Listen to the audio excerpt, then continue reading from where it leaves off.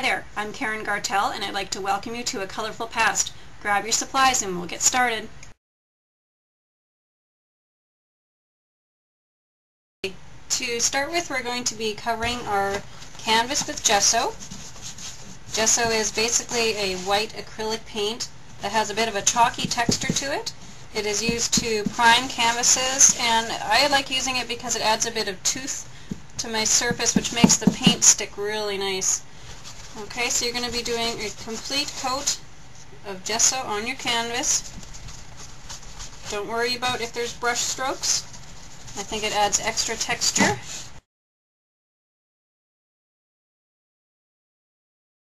Now, I wrote a bit in the assignment about the invisible journaling, which is what I'm going to be doing next.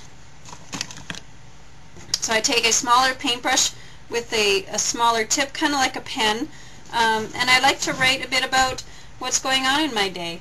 So I'll write, the kids have left for school,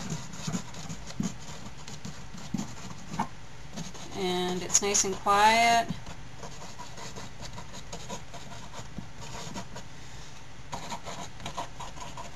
And you can write as much as you want or as little as you want. No one's ever going to be able to read this, okay? So you can fill your entire canvas, and I had one lady once who filled her canvas and then she turned it and wrote again the other way. She obviously had a lot to write about. But you can do as little or as much as you would like. And another thing I like to do is I like to take, like the old credit cards or hotel room keys, and I like to make them into a bit of a comb. You can take your scissors and cut teeth into them, and it's a great use for those old hotel keys. So you can take this and you can add little bits of design to your canvas. Had some people who've done some really cool stuff with circles, or you can do waves, and then you can do a bit more writing to fill in the spots. And I tend to like writing because it can be stretched out and it just looks cool. My handwriting in real life is this messy, so I usually end up printing, but I do enjoy writing, so it's kind of nice to be able to do it here. So we're going to be doing that. Prep your canvas with the gesso, do your writing on it, and then we'll start painting.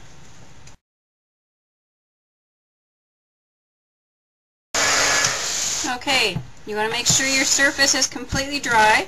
The more gesso you put on, the longer it will take to dry, but generally gesso dries fairly quickly, so it doesn't take too long. Okay, so now we're going to start with adding some color. We've gotten relaxed, we're in the right mode now, we can start painting.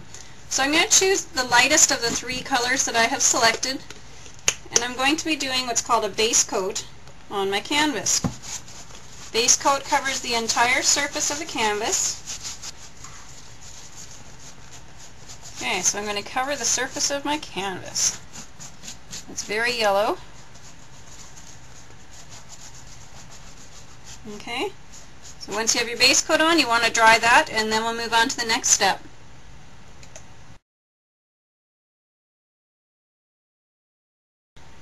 Okay, once your base coat is dry, it should be dry to the touch, you're going to take your second color, and I've chosen red. I've chosen colors that will show up really well in the demonstration, but you can choose whatever colors you would like.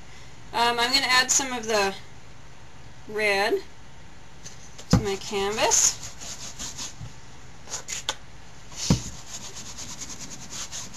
This is where you can start seeing little bits and pieces of your hidden journaling coming out, which I think is kind of cool. It adds what I would call history to your canvas and makes it a little more interesting than just a flat uniform color. Okay, so I'm going to brush some of this around. This doesn't have to be an absolutely complete coat. I actually like little bits of it showing through. You can see some of the yellow showing through. Okay, once I got that all painted around. Okay, the red paint is still wet. I'm going to take my spray bottle. One that does drops of water works much better than one that does a fine mist. if you have one that tends to mist, what I would recommend doing is using your fingers and dipping them in a bucket of water. Okay, but I'm going to show with my mist or my spray bottle here. I'm going to spray some water around the surface of my canvas. Now where the water has landed, the paint underneath isn't going to dry as fast. Okay, so basically what we're going to be doing is we're going to use the heat gun and we're going to speed dry the areas around where the water drops are. You don't want to evaporate the water drops. You can see where the water drops are here in this area. So I still want to be able to see those once the red paint around them is dry. Okay? So this area here is dry, so I can show you. Take your cloth. This is like an old rag or an old dishcloth or something like that. And what you're going to do is you're going to gently wipe the water off. The areas underneath where the paint was wet will have these really cool drops. Can you see that there? I'm going to show you again. I'm just wiping it off very lightly. You don't want to press hard on your cloth because that will start dragging the paint. You can see it adds a really neat texture to your canvas. Isn't that cool? Okay, you do that and then we'll start again.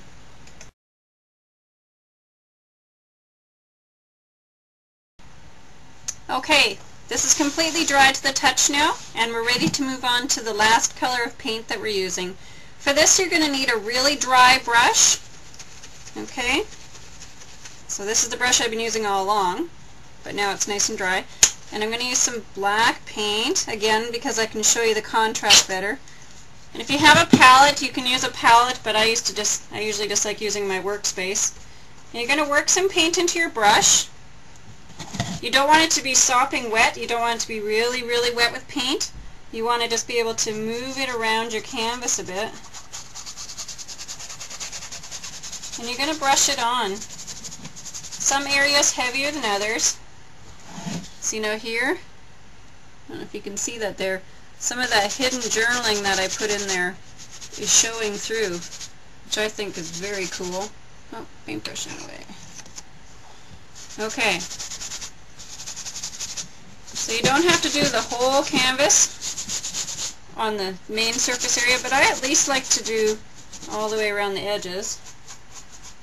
Mostly because it makes a bit of a border, which is nice. Helps define the area I'm working in. Keep rotating your canvas and working the paint in. You can see I'm kind of scrubbing it a bit. Because I don't have a lot of paint on my brush, I have a lot of control over how much paint goes on in certain areas, which is really nice to actually be in control of something. Okay, so there's my background. Okay, you have 2 canvases or possibly more, so go ahead and do both canvases. Try different colors on each canvas. Try one with maybe more writing than others, one with more of the texturing with the credit card, and basically just have fun. The whole idea is just to relax and get started. We'll see you next week.